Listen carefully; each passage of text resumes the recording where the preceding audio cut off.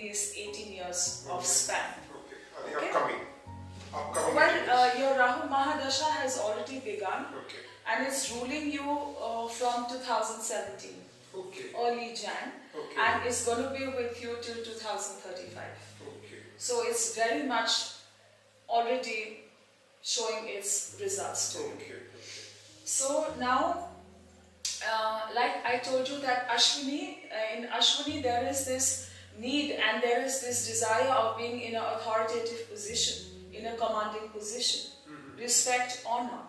And Sun also, Sun is the king in the celestial cabinet.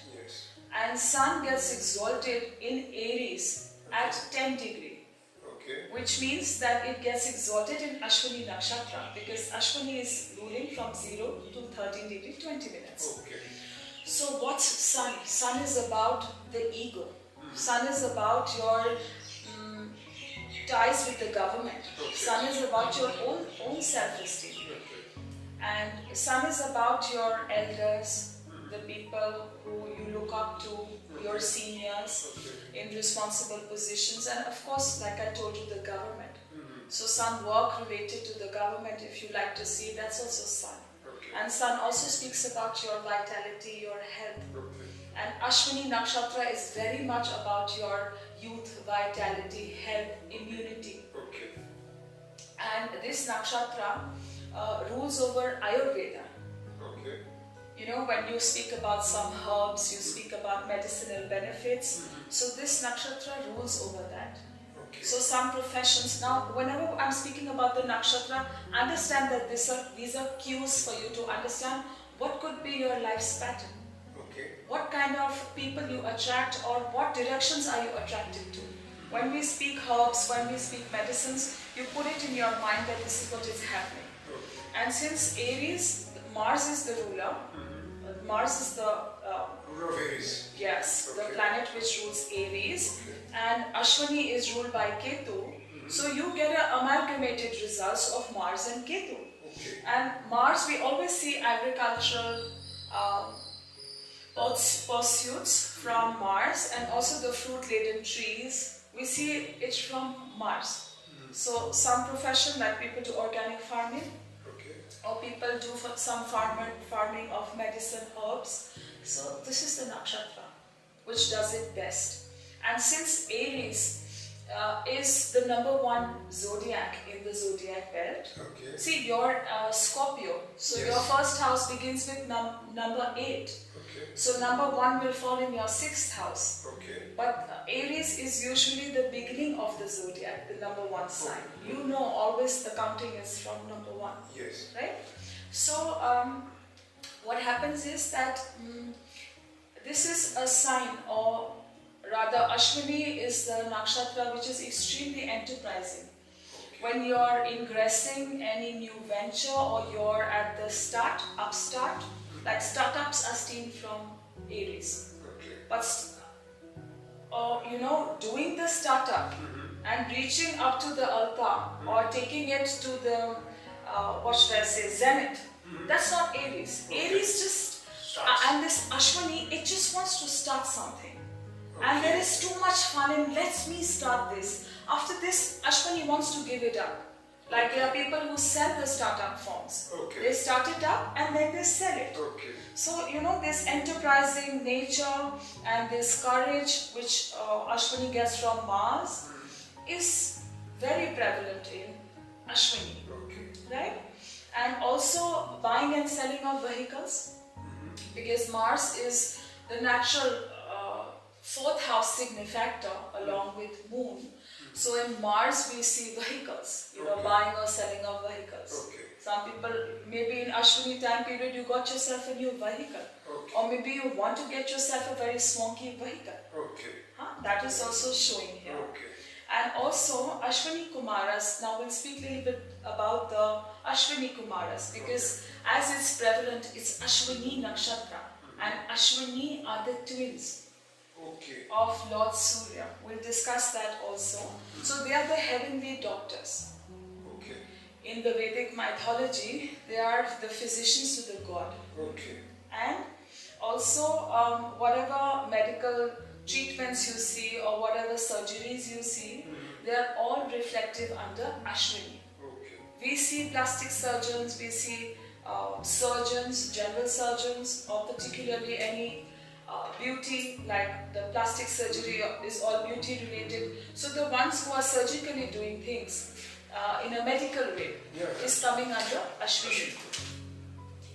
And also the flip side is that of course this nakshatra is very swift.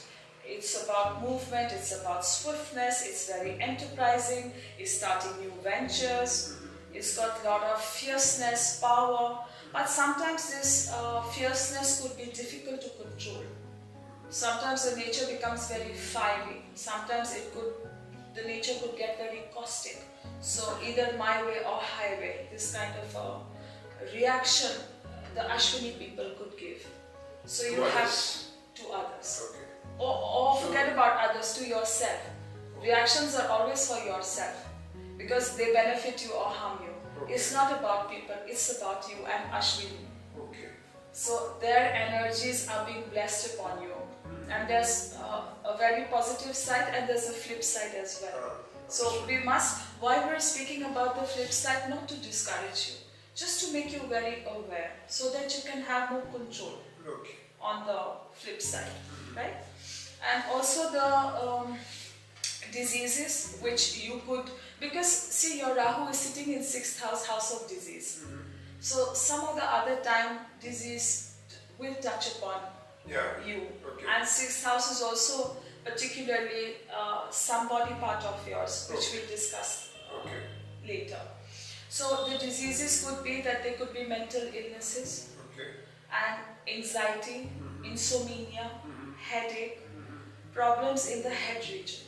Now why we say head region is that Aries controls this part of your body, which is your head region. So you know, you having some mental stress or some mental illness, or you not able to sleep because it's all in the mind. And you're feeling insomnia. I'm experiencing this.